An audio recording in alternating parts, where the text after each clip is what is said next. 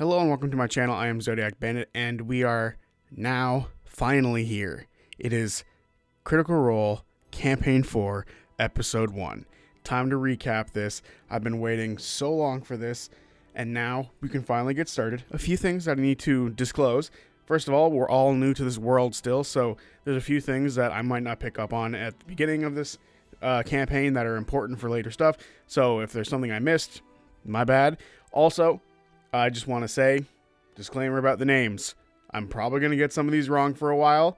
That's life. Once I hear them more often, I will figure them out. I swear to God, I'm not doing it on purpose. It'll eventually get figured out. But with all that being said, and spoiler warning, let's get started. We start with Liam playing by himself. He is Halandil Fang. Someone he loves is about to die. He's an older orc gentleman in fine clothes. At this moment, he's trying to hold on to the spirit that has brought him through his life up to this point. He stands with the people of Dol Maikiar in the eastern edge of Kahad. He stands under the Guardian Wall, an 80-foot tall wall with statues made to look like the heroes of the Shaper's War. They seem to be holding the mountains at bay. Under their arms stand the base of the wall on the eastern side of the city. It follows the river down the mountainside. Halandil sees birds fly over his neighborhood on this gray day. The days have mostly been gray recently. The wall is a place of dedication to heroism, a sign of the mortal world to make a better day. It is here where they have strung up a hangman's noose to kill his brother, Theazi Fang. A wagon approaches and soldiers flank it, wearing the crest of the sundered houses. You'd think a beast of legend is in the wagon at the amount of soldiers marching alongside it, with this man to the gallows. The wagon reaches the gallows, and at the steps is Azune Nayar, Louise's character. With reddish-brown hair, his eyes that look like a sunset, and his pupils are yellow to look like the sun. The bottom half is the blue water, and the orange is the top half, the sort of sky behind the sun. He is a member of the Revolutionary Guard and wears the armor of these people, of the Guard. His right arm has a tattoo that says, "Have mercy on those I send you." The soldiers pull out a handsome orc man from this wagon. The orc is smiling. Azune sees a man he followed into battle. Theazi looks at him and says, "Not you, anybody but you." Azune steps forward and says that he's the arcane marshal, check him for anything. Azune casts a spell and makes it look like detect magic, but is actually message. Azune asks Theazi if he has anything he'd like to say to anyone. Theazi says anything he has to tell anyone, he can tell himself. Azune says he's going to scan him now, and he hopes to find a ward on him. He will let him know where it's placed. He's going to point it out to him, and it'll break easily enough, and it'll be the thing that sends him away from here. Theazi nods. Azune tells Theazi that Howal says that he's here with him till the very end, and he will always be a hero to him. Theazi says that makes one of them, and he isn't sure if he'll be able to see his brother anytime soon after today. Azune says that Theazi has lit many fires that still burn. Azune then casts detect magic to scan for the ward. It is on his back, under his coat, right where his hands are wrapped. He would be able to break it rather easily. It'll be his last getaway move. Azune shows him where it is. Theazi says that I know you'll have to stay here. I'm sorry for the distance that I kept, and I hope those fires were worth it, and make sure that you set your own. Theazi then walks up the gallows and is met with cheers from the lords and ladies of the sundered houses. Halandil sees his brother as Halandil stands in the crowd. He can tell that Theazi is looking for him, and Halandil raises his hand. A herald then steps forward and says that he says herein, sentenced by death by the authority of the Chamber of Lords advisory to the Revolutionary Council, is the traitor and murderer Theazi Fang to be put to death. He lists off the many crimes that Theazi has committed against the city and its people. A second voice then raises, it is the matriarch of the House of Halavar, and says that the light shines and peace be restored to this blessed city and its heroic legacy. Theazi then turns to Hal. Hal feels anxiety raising and wants to look around to make sure that everything that he's done will be paid off. But instead he holds on his brother in case this is actually his end. Theazi's mouth moves and Hal can't hear him, but he can read his lips and he can tell that his brother is asking him what he's doing for lunch after this. Hal is shocked. Theazi says that if he doesn't see him for a long time after this, that Hal is his hero. Theazi's eyes suddenly dart to the sky. Insight check from Hal. He gets a natural 20. In this moment, his bardic magic swells, and he can almost feel a connection to his brother. Hal can tell Theazi sees something. There's panic. Azune's message spell comes through to Hal, and he can hear Theazi, who is concerned. He tells Hal to get Murray from the Pentalvar. He has to help her. There's paint waiting for you with Bolair. The voice on the gallows says, "You have any last words?" Theazi looks out to the crowd. The false authority that condemns him will fall. His only regret is that he'll miss the celebration. Theazi tells Hal in his mind to tell Thimble to not be scared. Theazi yells to the crowd that I can still hear the falcons cry.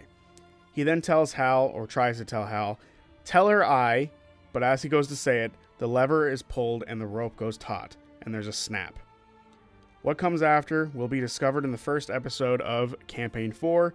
This was the Cold Open. A neighborhood on the eastern side of the city, the Rookery, named for its many perches and aviaries, and its many towers and sky bridges. A lot of patchwork is done on this place, and it seems to be a place for poets and performers. Many birds scent all around the many rooftops, and there's also many seats facing a stage on the river. The neighborhood academy, where many come to train and learn, at the top of the hill has a cluster of houses that gather together. One is Hal's house. It's not at the top of most of all of them, but it is a modest house. He's not a man with deep pockets, but he has a nice view of the theater, his theater at the bottom of the hill. This neighborhood is his home and makes him happy, and it's his life's work. He can see most of the city from here. There's many bedrooms in this house. It was made for hosting family and friends alike. A large gathering room a large greeting room in this house, and there is a room in the back filled with paper and scrolls with a bunch of songs, unfinished mostly, all over them. Everything is a work in progress. Moving around stunned is Hal's daughter, Sadia, with tears on her face. She's getting the place ready for the Pharma, I'm hopefully saying that right, I'm probably not, awake in Orcish custom. After a death, you, as soon as possible, begin the grieving process. Sadia has never done this before, and is setting the table for dinner, but unfortunately that's where Theazi's body is going to have to go. Hal hugs her and holds her quietly. He says that he's right there with her, but they have to lean on their family right now. Her mother and sister will be here soon. Lean on them, they are allowed to cry like always. Hal tells her that he loves his daughter, and so did Theazi. And they'll have to remember that. Sadia says that he loved him too and wishes that Olgar was here. She sent him a bird, but he hasn't responded yet. At this moment, a knock comes at the door, and he sees an older orc man, Olgud Arakrat, hopefully I said that name right, Hal's business partner, and he enters the home. The two of them do a bro hug. Olgud thought something would happen. Hal thought so too. Hal says that he talked his way through the Royce family for 2 weeks and with Aranessa. Olgud asks if she's coming today, and Hal hopes she would have come sooner. Olgud says that he brought flowers and some drink. Sadia takes them. Olgud says that he'll help out as much as he can, and asks if any of Theazi's friends are coming. Hal believes they will be, and says that he had a lot of irons and a lot of fires. Two more figures then come to the house. It is Abria and Alex, and they both join the table. Outside, back down the cobblestone street a little bit, is Taiisha, a tall orc woman with curly, long black hair that's beginning to go gray a little bit. But with her druidic power, it's slowly aging, or the aging process is slowed slightly. She is Taiisha Aloy, a family that means something here in the city, and she wears their colors.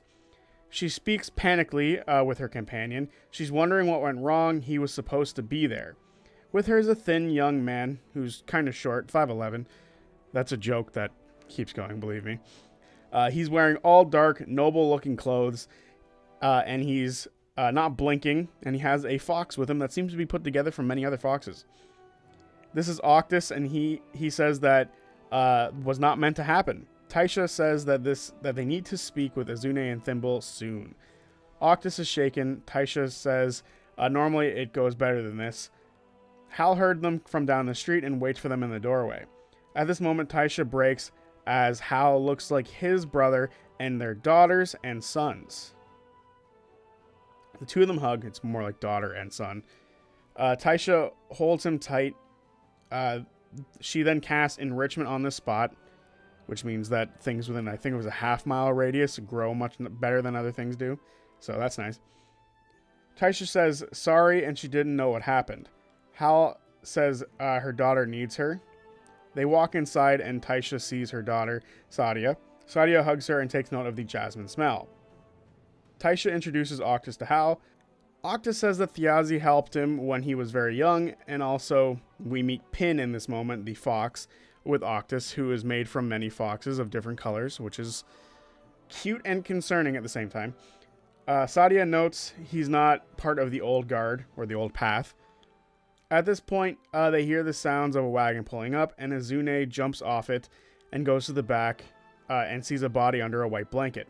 He looks at the face of Theazi and tries to place the smile on him, but unfortunately with his face being dead, he can't really place it there anymore. He thinks the soft cushion that Theazi is on isn't quite for him, and picks him up off of it and carries him inside the house. Hal tells him to place it on a sort of lounge chair-like thing, long with no back on it, because the table isn't set quite yet. Taiisha is pacing. She wants to ask what went wrong, but wants to keep the peace for now. Shadi hugs Azune. Hal looks at his brother and thinks of the days that made up his lifetime, and then looks at Octus and Sadia and thinks of the days that will make up theirs. Octus goes to the body of Theazi and says that he's sorry and wished that he saw him before, but he looks good in death right now. It's all good. They then start to collect Theazi's stuff that he couldn't keep on him because he had a fast-paced life, so he had to leave some stuff here in this house. And they start to place the items around the table. At this point, down the cobblestone road is an extremely powerful, old-looking orc woman who seems to be held together by pure willpower. Insane. This is an awesome description of this character. Beside her walks Teor Pridesire, a lion man with silver fur. They can't believe where Theazi grew up. Teor looks around this place and sees birds flying around. He thinks back to arriving just in time to see the execution. He saw things that are different. The houses are now calling themselves the Candescent Creed, and this show of force to execute a man was foreign to him here. They heard the cheers of those who wanted him dead, but also saw the faces of sorrow in some around him who didn't want him dead. Teor asks Loza, the orc woman, if she's met anyone that Theazi knew before, and Loza says that she met Hal before. Hal fought back at the tail end of the War of Axe and Vine, but didn't become what Theazi became. At this point, they reach the house and are greeted by the rest of the table so far. Loza introduces Teor to everyone, someone who fought with Theazi in the Falconer's Rebellion. They all drink Theazi's favorite drink, which is, according to most, nasty. Octus is taken back by Teor a little bit. He's never seen someone like him before. Loza goes over to Theazi, who is now on the table, and starts a druidic chant, and Taiisha joins in on this chant. Azune and Teor lock eyes with each other, and they meet with a manly handshake. They both fought in the Falconer's Rebellion together. Teor has lots of questions for Azune. At this moment, a carriage with the crest of the Candescent Creed arrives at the house. Sam and Whitney then join the table. We see Wickander, a human with white hair and glowing tattoos, wearing the Creed's robes. He is a priest of the light. We then meet Tyranny, a demon girl with pink skin and yellow eyes and horns, also wearing similar robes of the Candescent Creed. Tyranny has a scimitar of Theazi Fang. Wick, feeling uneasy as he saw a dead body today. Taiisha, seeing the crest and the carriage pull up, makes the roots in the ground grow, so it has to stop them and they have to walk the rest of the way. The driver says that he can't take them any further and is suddenly attacked by a bird. Tyranny throws the scimitar and kills the bird, sticking it into a house, or the side of a house. Wick steps out and grabs it as it's a relic and shouldn't be treated that way. He goes up and pulls it out and thinks back to the execution. He was in one of the skyboxes watching with his family. He tells Tyranny that he asked to give Theazi forgiveness as everyone can find the light. Wick's father is next to him, and Tyranny's sister, another demon who is with them, asks how Tyranny is doing. Wick says that she's doing much better. She hasn't sworn, and Tyranny agrees to this as she swears. Tyranny's sister tells her that she must do better as they are proof that anyone can find the light. At this moment, the matriarch of the Halavar family, and the high-ranking member of the Candescent Creed is Wick's grandmother, and begins to talk to them. She asks Wick if the brother of Theazi is the man they gave a theater to recently. Wick says yes, which is why he's asked for forgiveness for Theazi, to show that anyone can find the light. Wick's grandmother says they need to make an example out of him and says that he must die. This shocks Wick, as he thought, good would come from this, and his grandmother then steps out onto the stage to make her speech from before. And suddenly a magical voice changer kicks in to make her sound better than what she actually did before. Wick goes to say something, but his father stops him, echoing the words of his mother, saying that they need to make an example of him. Now back outside of Hal's house, Wick stands nervously in front of the door. Those inside can see a cold nail above the doorway begin to glow red to signify that something is outside, a demon specifically. As Tyranny opens the door, she steps in and they are both met with cold looks from the rest of the party. Hal, holding a plate of food, just turns and walks away from Wick. Wick recognizes Octus as a member of the, and excuse me when I butcher this name, Teconis family? Teconius, one of those, house, but he hasn't seen him in a long time. Tyranny goes to get Wick a drink and ends up drinking the rest of Theazi's nasty bottle, but they have many. And then goes and grabs more from the kitchen, but she gets told not to go there, go through their stuff by Taiisha. Wick stands there awkwardly, waiting for a drink. We then get back to Azune and Teor's conversation. They talk about how they fought in the rebellion together and that Azune has grown up a lot. Teor saw him after the execution and noted that the Revolutionary Guard seemed to basically be on cleanup duty. Azune says that if Teor has plans for tonight that he wants in, whatever that means. Azune says that he'll answer any questions that Teor has, and Teor starts by asking about Wick and his religion. Azune says a noble family has been shifting their beliefs in the last few years. Teor wonders if that's why Theazi was actually hanged or not. Azune asks what he was up to lately, and Teor says that he was helping others outside of the city, but had a hard time finding a place. He wondered about his brother and this place back here, so he thought it'd be a good time to return to the city, but it was disappointing. Azune says that there are many people in the city who are on Theazi's side in all of this. Azune wonders where Teor's brother Sid is actually. He was supposed to be a part of what happened today, or what was supposed to happen today. Teor doesn't know where he is. Azune looks around for Hal and says that he wants in for whatever tonight. He then goes over, or tries to go over, to Taiisha. Taiisha is getting a drink ready for Wick with Tyranny. They give him the nasty alcohol and he spits it out, saying that it would dim his light to drink this sort of stuff. Sadia gives him a non-alcoholic drink and Wick asks for her father Hal. Sadia takes him upstairs to the study with all the papers everywhere. On the desk is a deed signed by the Revolutionary Council for the theater.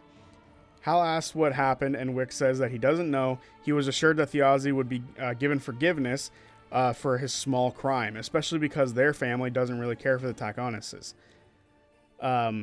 Which makes Alex laugh because he's a part of that family.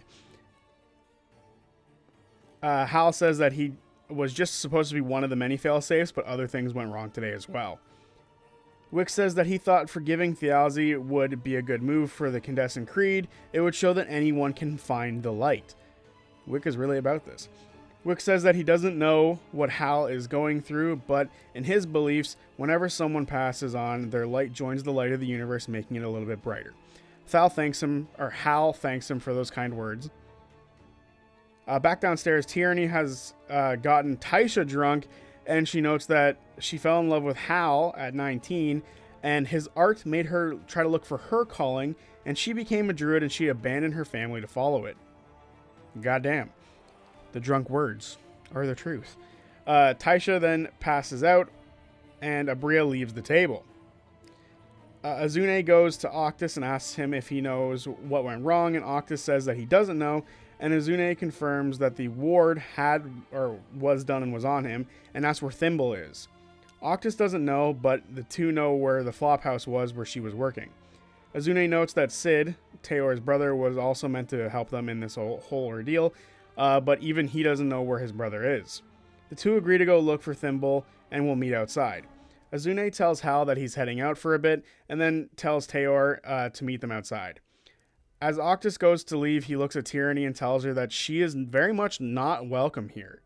Damn, cold words. At this moment, Liam, Sam, and Whitney all leave the table, and the three remaining meet outside. Octus says that it's been a hard day, but they need to find Thimble.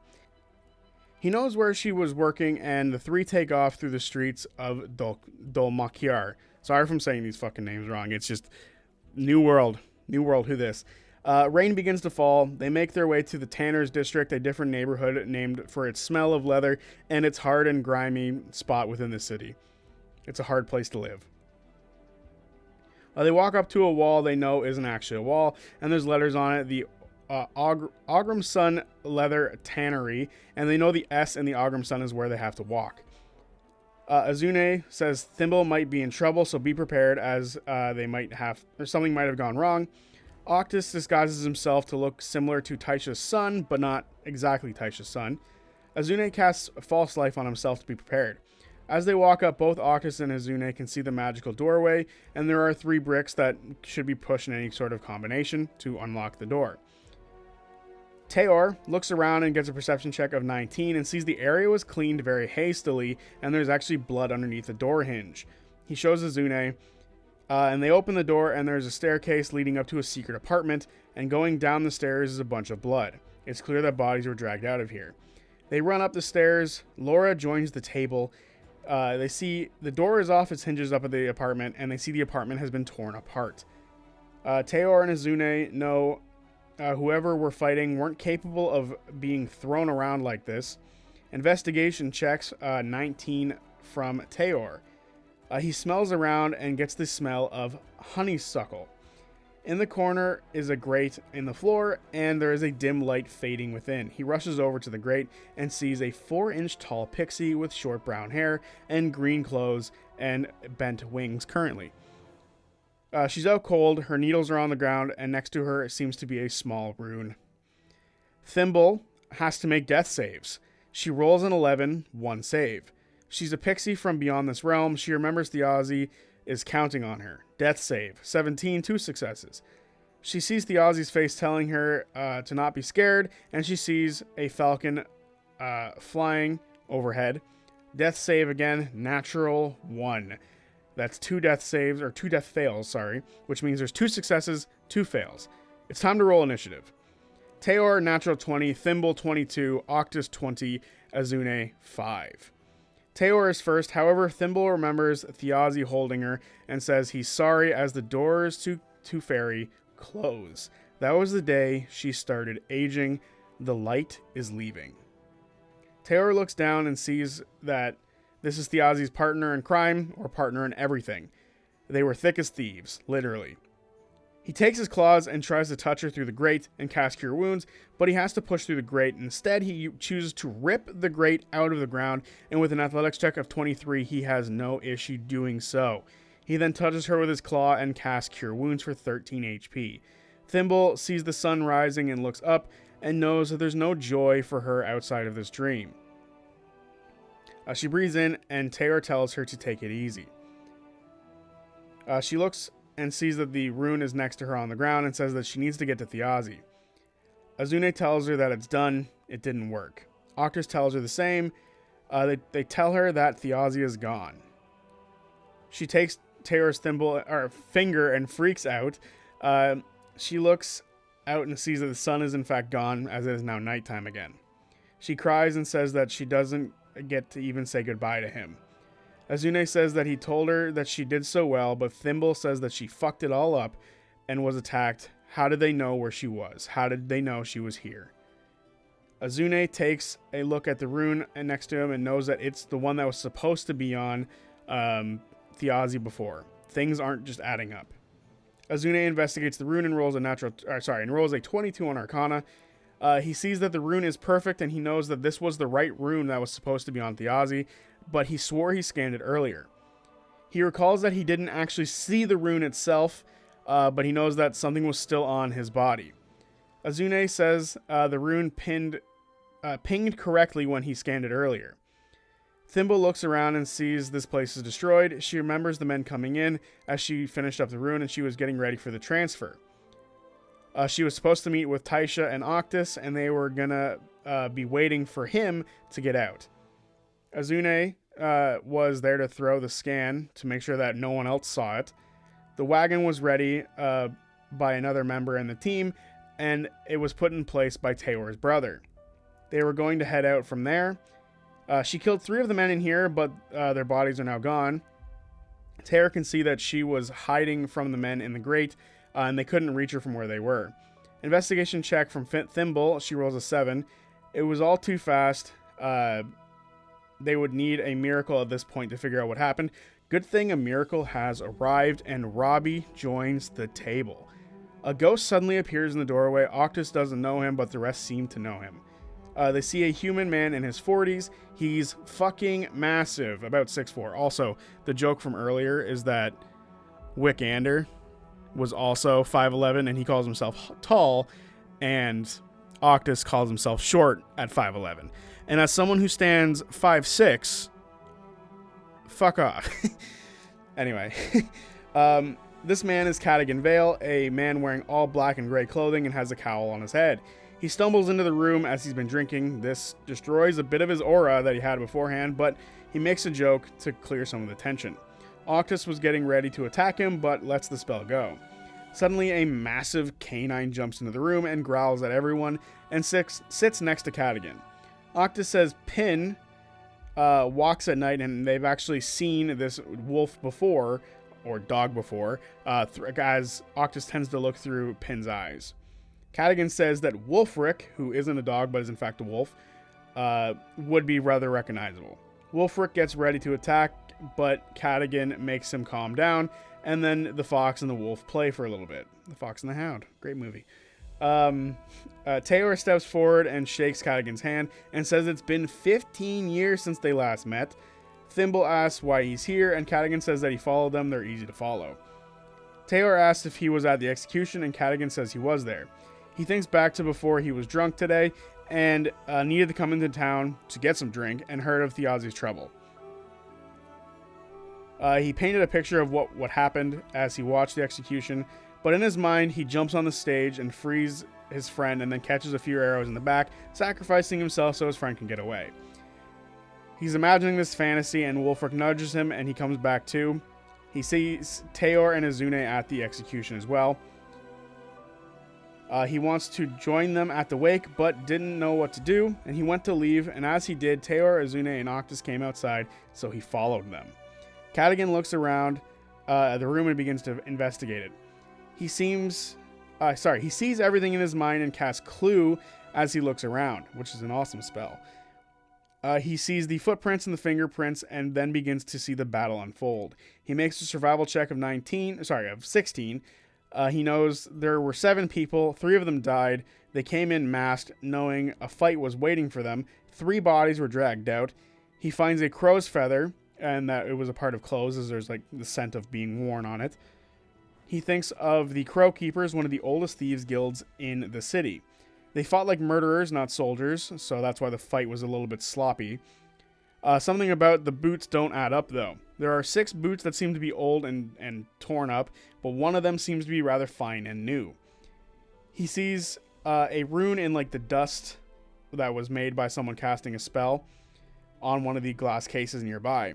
Sorcery happened here, and whatever magical protection was here is now gone. In the case was an object that Thimble and Theazi took a few months back, the Stone of the Night Song, a black crow stone that made a sphere.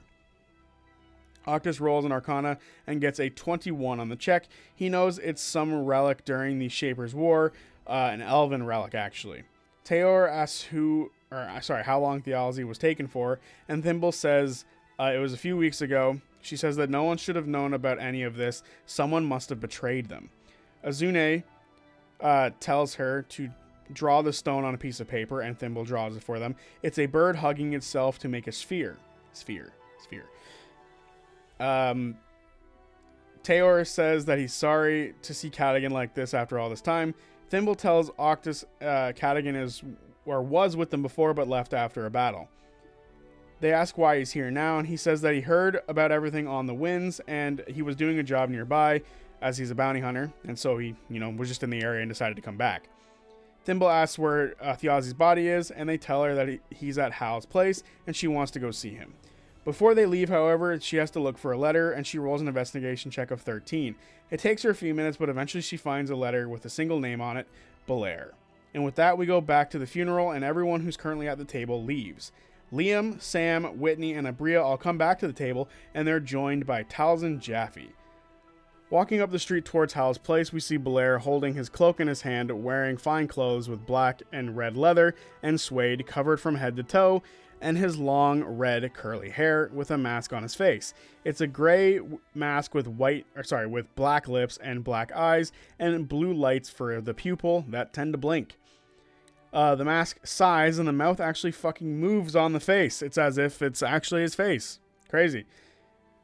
He steps up to the doorway of a friend's house, but the funeral of someone who isn't a friend. He has had deals in the past with Theazi, but through other people. He was at the execution. He was in the higher seats in the noble viewing gallery, as he deals with many nobles, but he doesn't. So he's given a space with them. He sees Theazi's final words. He was there to see who was going to help him. He wanted to see it in person, so he knew who had the power to stop all of this. He was alone as the person he invited didn't come with him, and he's okay with that, because that way he didn't have to show any emotion. This was an incredible day, the first execution in the city of Dolmakyar, carried out by the power of the Lord's advisory. A good day for the sundered houses. Bolair laughs in shock, and then suddenly Bolair steps inside and sees Taiisha, shit-faced and crying. She looks at Bolair and summons her wild-shaped deer companion, Hala, to do the rites for her as Taiisha walks up to Bolair. Taiisha welcomes him in and says it's been a long time. Bolair says that he assumed they would need help today. He thinks Tyranny looks familiar and recalls that she was at a gala recently at the museum and she actually got shit-faced and threw up inside a relic pot. They now use that relic to show how to clean relics. Hal and Wick come back downstairs at this moment. Wick sees what kind of people who Theazi hung around, my bad. Criminals, arcanists, all sorts of stuff, family and friends, all sorts of people and walks of life. Wick sees people gathering around Theazi paying him respects. Taiisha asks Hal where her son is. Hal asks if he means Al, and Taiisha says no, she meant Octus, my bad. Which is interesting. Hal doesn't know where Octus went. A human woman and an elf, a half-orc woman walk into the room. It's Hal's daughter, Hero. She hugs him, and Elodie, the human woman, says hello to Taiisha. Elodie also hugs Hal. Hal asks how Hero is doing, and Elodie says that their life is improperly positive at the moment for this event, but things are going well. Hal thanks Bolair for being here. He says that he's here for whatever they need. Wick is still holding the scimitar. A beast man who looks like a boar sees the sword and thinks that it's very nice. Wick tries to talk to Tyranny, but she keeps talking, so he has to cast Thaumaturgy so he can yell her name and tells her to be still. This disturbs a few people at the table. Wick apologizes and then hands Theazi's blade to Hal on behalf of his family. He thanks Wick for it. As the sword shifts hands, a figure then enters the home. Matthew Mercer joins the table. A green and golden carriage, very stylized, pulled by 4 white horses, is now moving up the streets towards the house. It is adorned with the crest of the Royce family. In the back is a grieving widow in her 40s. She is shattered, holding a wedding ring in her hand. She hasn't worn it in a long time, but she always has it nearby. Beside her is a childhood friend, a young man in his 30s, wearing, I'm going to say young man because I'm almost 30 myself, wearing the leather armor of the House Davinos, the vassal house of the Royce house, with a green cape on. He is very stoic as he stares forward. It's hard to tell how Julian is doing right now in this moment. Back at the execution, he sat next to an empty seat as the lady did not want to come out of her carriage. He's unsure if she saw Theazi's last moments. Julian looking down from his noble viewing box, he has the slightest grin on his face looking at Theazi. An older nobleman says that it should have been him to do the honors. Julian says sometimes the honor is not given to those who deserve it, and there is further glory to have regardless. The older man says that you'd think that they'd let the person who brought Theazi in would have the honor. Julian says while the honor isn't his, he thanks him for the acknowledgement of what he did. Back in the carriage, however, Aranessa says the homes here are very lovely, and Julian agrees but gets lost in thought. He then takes out a white cloth and hands it to her so she can clean her face. She says that it was awful. Julian says they are no strangers to history of violence, and whatever history she had with Theazi was, he wasn't the man that she loved before. Otherwise, he wouldn't have been there. Aranessa says that she married a dashing hero, the adventurer with a pixie by his side. Later, he took the banner of rebellion, and her family sided with the Halavars, God, I'm never going to fucking get these names, and the Tekonuses. She thinks about two faded points of light that exist at the same time in the night sky, and the night sky grows between them. When Julian brought him in, he asked her to run away with him. She said no, and she loved him, and when he died, she hid. Love doesn't go away so easily. It stays even if people walk away. They leave a part of themselves with the other person. Julian says that he made his choice, and his choice was his pride, and that he paid for it. They can now mourn, but they continue to live, and they are smarter than him, and they will continue to live. He then holds her hand and says that he'll protect her even from her unnecessary pain. Aranessa says that her pain is hers to feel. She asks for a moment within the carriage, and Julian steps into the house to see the sword change hands. Hal says that he knows Wick means well and that it means a lot to him. Wick says that he'll try to find more information if he can. Hal says to sort of let it lie for now, and they'll pick it up later. Losa walks up to see the sword and notes that it's a great kindness of Wick to bring that back to him. Losa asks to speak with Wick. Wick says hi to Bolair, but Bolair doesn't seem to recognize him at all. Bolair does, however, call him handsome. Losa pulls Wick aside and says that she came here with Taor and she's retiring very soon, and her family is further into the country. She tells Wick that Taor is a noble guardian, and if he needs anybody to be a bodyguard, that he should pick him, as he's the best warrior for it.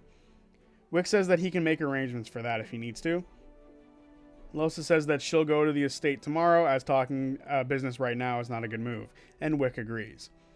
Julian steps forward. As Julian steps forward, all the green that Taiisha had sort of grown around this house suddenly fucking dies as he leans in the doorway. Aranessa comes to the doorway and sees Hal. She moves through the house and hugs him quickly. She sees Theazi on the bed and begins to cry. On the table and begins to cry. Hal says that he hoped that she would have been able to help. She says that she's so sorry. She looks at Wick and Wick. Hal and Wick both have to make insight checks. Wick rolls a 7. Aranessa says it's a pleasure to see Wick, and Wick says that he's sorry for what happened and wants to pay his respects. She says that's just what their house does, pay for things. Crazy. He says they wished for another outcome. Hal, with his 23 on insight, can see that that Aranessa is looking at Wick with concealed rage and is barely holding on. Bolair steps in front of the kids to make sure that nothing happens. Aranessa says they must have been very busy yesterday, as she waited 3 hours to speak with his mother at their home. Taiisha tells Tyranny to get him out of here quick because things might go bad. As Wick tries to speak and says that his mother must have been doing charity work or something, Tyranny pretends to throw up and suggests they leave. Aranessa says that it's wonderful after everything that's happened that their families are so aligned. Aranessa points out that his family is all priests now. Julian steps forward and thinks that she needs to rest a bit. Wick and Tyranny push their way out of the house, and Sam and Whitney leave the table. Aranessa says that they worship the light, a deity without a voice and perspective. It must be convenient. Taiisha hugs her. She apologizes for her actions. She looks at Theazi and sees everything surrounding him on the table. She says he's gone and kisses him on the cheek. Taiisha says that he has returned to the world and its story. Hal says that he changed them all, and Julian agrees. Taiisha asks for a word with Julian separately from everyone else. Bolair says to the kids that they need to have forgiveness for the stupidity of some people at funerals and weddings. Hero, Hal's daughter, second daughter, asks why they just need to have forgiveness for those days in general. And Bolair doesn't really know. He says they just pick days to do it. Aranessa says that she doesn't know what Wick told Hal, but she was left waiting for hours at his estate. How the doors of Fairy shut, she doesn't know, but she also knows that her family name doesn't really mean much anymore, and in the near future it might not mean anything at all. Less messages arrive for her at her home every day. Maybe she should have left with Theazi years ago. Hal says that the world is changing. Suddenly, Murray, not Murray, I'm going to have to get used to that. Murray arrives at the house and Marisha joins the table. Murray is a dwarf woman with red hair and a big hat with a sleeveless duster because sleeves are bullshit. She is showing off her biggest asset and says that when the lanterns are lit, so are her tits. Sorry. She has a braided beard, and she looks around and sees a lot of magic users in the house, as there's more than just the players here. A strange man walks up to her and asks what she wants to do with the skulls. Murray says now is not the time for that, and the man doesn't really know where to find her otherwise without Theazi. She says that she works at the Penteveral, but she gives him a location that they can meet up later. Hal goes up to her and she gives him the cheek kiss thing that weird people do when they meet each other or see each other. I don't understand why people do that. Sorry if I just called you out. Julian has used this distraction to take a moment with Theazi's body. He looks around to see if anyone's looking at him. Hala, Taisha's wild-shaped spirit, is still here looking at the body. But Julian looks down at Theazi, and Hala decides to leave and goes and finds the children. He takes in all the people's lives that Theazi has touched, and then looks down at him. He says that the only shame is that he couldn't watch him die twice, and then spits on him before he walks away. Matthew Mercer, what have you done? Hal slips away with the sword up to his study. He then looks at the deed and lays the sword across it. He lays his brother's sword on the deed after he has come crushing through his hard work again. Bolair and Murray say it's been a while since they talked, and says that they need to have another party like last time. Murray asks why all these rich people are here. Aranessa says that she's rich, and technically so does Taiisha. Murray apologizes for Aranessa's loss and says that he was a good friend. Aranessa says that that's wonderful and asks if this is where Theazi grew up, but Hal actually says no, he grew up at the edge of this neighborhood with their father and Theazi's mother. Aranessa goes to drink, but Julian stops her. Taiisha says that they need to talk now. Julian takes the shot that was for Aranessa and drinks it and says now they can talk. Wisdom saved from Julian, and he gets a 6. Bolair rolls an Arcana check and gets a natural 20. Murray also rolls high. Murray sees that the cold iron nail above the doorway glows red again. Bolair sees the candles in the room shift and all the treasure around Theazi's body. It was under some sort of magical protection, but something has crossed that protection. And now something follows Julian outside. He can tell that this type of magic is something that people normally ignore, but he sees something is now born and walking behind Julian. Outside, Julian and Taiisha are talking. She asks why he's here, and Julian says that he has a history with Theazi himself that he needs to bury. Taiisha notes that he wants to stand on his glory one last time and asks how her son is doing. Julian says that he's come a long way with his martial weapon work and has a bright future because Julian is the one teaching him. Taiisha says that it was her last bit of wisdom to let her son stay with him, but she can see the grin on Julian's face. Julian lets the knightly facade fall away for a minute, and he says that there are many reasons for them to hate each other. Taiisha says, like, the fact that he's a liar who betrayed his entire family for glory. He says that if she's going to throw words around, he's going to do it back at her. He says he pulled his family out of the mud and says that her kin turned on those who lifted him up and he needed to be taught a lesson. He just happened to be the one with the courage to do it, and it's hard for her to hear, but it's done now and they can live their lives and mourn. He doesn't hate them like they think he hates them, but he does hate him. Taiisha says that she pities Julian. If it takes this level of betrayal to bring his people up, what difference does it actually make? Ferry is still closed, and only the work of her people that gives him a chance for some sort of comeback. She says if one hair on her son's head is hurt, she'll tear him limb from limb, and she'll start with that silver gauntlet on his hand. It suddenly gets much colder, and night becomes much darker. They both make perception checks. Taiisha a 14, Julian a 10. Julian thinks that she is the one who did it, but Taiisha says that it's not. They both no longer hear birds. There's something ancient that moves through the city. A figure walks up the street. The lights are all turned off as it approaches the home of Howal, and then Ashley suddenly joins the table. We see a tall woman wearing all black leather and black leather robes and white lace walking towards the house. She has a veil of mourning on, made of chainmail, and she has scars on her face that were seemingly made from magic. Wrapped around her seems to be a chain that ends with a censer, and smoke is coming out of it. She steps up to both of them. The veil of mourning is not for the dead inside the funeral, but for someone else. She can see the last rites happening in this place, and as she arrives, where she was told to expect this event. There are no religious symbols on her being, however. Taiisha asks if she's here to mourn, and the woman just walks past them into the house. No one recognizes her. She tells everyone good evening and that she is Thalis, the sister of Salandriel. Nope. Salandria. That's it. That's the word, Salandri. Don't know what's wrong with my phone. That is not how that word is supposed to be written, but that's how it is. The fallen goddess of life, the Green Mother. She would like an audience with the executor of this man's things. She says Theazi is a thief and stole from her, and she wants what he took back. She doesn't want trouble, she just wants what is hers.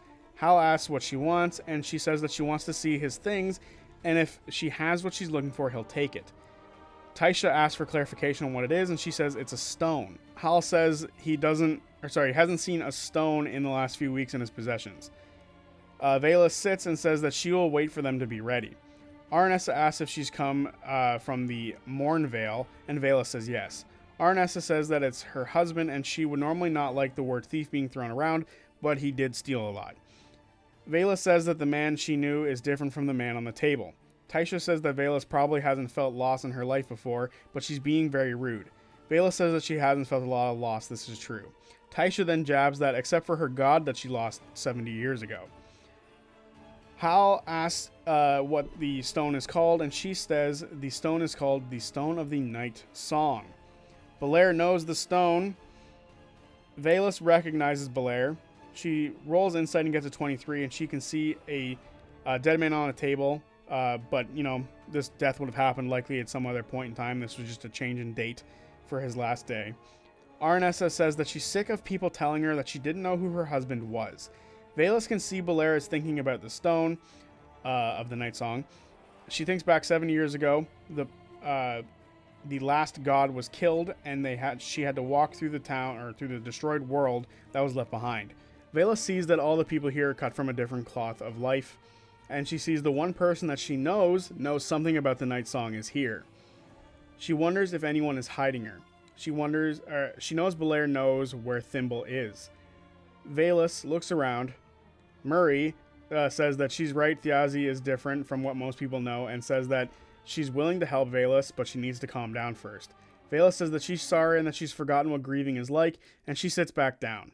Bolair sits next to her and asks her what she's doing, and Velas says, what does he think she's doing? He let her in the city. Sadia asks if everything is okay, and Hal tells her and Hero to start cleaning up a bit so they're out of the way. Taiisha wants to go upstairs with Hal to take out a silver box that she has with her. The Boar Man asks for details of the stone so he can report back to her. Murray and Bolair roll religion to see if they know anything about it. 25 from Bolair. He knows that it's an artifact created by a celestial servant of Salandri, the shaper of elves. She granted her children immortality, specifically from age, not from anything else, so they can still die.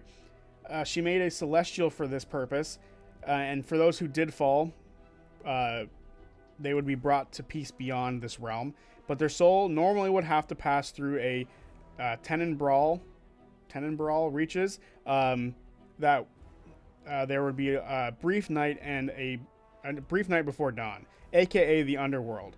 But the celestial would be helping the elves skip that hardship, and the stone was made after the Shapers' War out of the celestial after it was killed. Bolair asks what it would take to get Valus to leave everyone alone here, because they clearly don't know what's going on with this Night Song Stone. She wonders how he knows this. He just says that he knows them. Valus asks for where the little one is. Where's Thimble? Upstairs, the silver box is open, and inside is a shattered ceramic made of black clay. It begins to move within inside the box, and it begins to form the shape of a mask, much like the one that Bolair has on their face. Taiisha says that it was the last thing that Theazi asked him to get, and the velvet of the box and the clay begin to mix together because they spoke the name Thimble. And the episode ends here. Oh boy! So much to take in. It's really weird. First of all, this was fun. This was really fun. I liked meeting all the characters. The world feels lived in, right? It feels like they've been playing these characters for a while. And it makes me wonder how many Session Zeros happened before now, because they truly, truly feel like they've like interacted with each other in the past. And like it feels like this world is lived in, which I'm very excited for, because that's going to like make the transition from a world that we've all been living in for a while to this one. It's going to make it feel a lot easier. But the characters are all vastly different than what I expected, which is great. I'm so happy that my expectations were completely shattered, and what we have is much better than some of the expectations that I had. And this is awesome. First of all, I just want to point out there are 0 monks, and I'm so grateful that out of 13 players, there's 0 monks. Yay, round of applause. But anyway, I love this. This was so much fun. Matt being a shithead is awesome. They did say that that was the case in the Vibes video, but I'm a little upset that we didn't get to like truly meet these characters for the first time in this episode, because it would have felt like really cool and really unique. And if you did get to avoid all those spoilers, that's great. I'm glad you did. But overall, this was super fun. This world feels lived in. I'm so excited to see what's happening next, because that is awesome. Like this little cliffhanger and what's going on with Thimble and what's going on, like who did what, we have no idea, right? There's so much, like you can't even theorize right now what's going on, because we don't know that much about the world. So it's really cool. I like that, immediately it was called out by the DM that there is like this like cult growing out of like the noble families, and there's like no perspective because there's no god. I really like that, and it really makes me wonder like what's going to happen with Wikander. But the coolest part about all of this, in my opinion, is the fact that there are people within this 13-player group that seem to be at odds with each other. They're like not necessarily on the same page. So I'm fucking excited to see what happens next, but we have to wait a week. So basically, is it Thursday yet?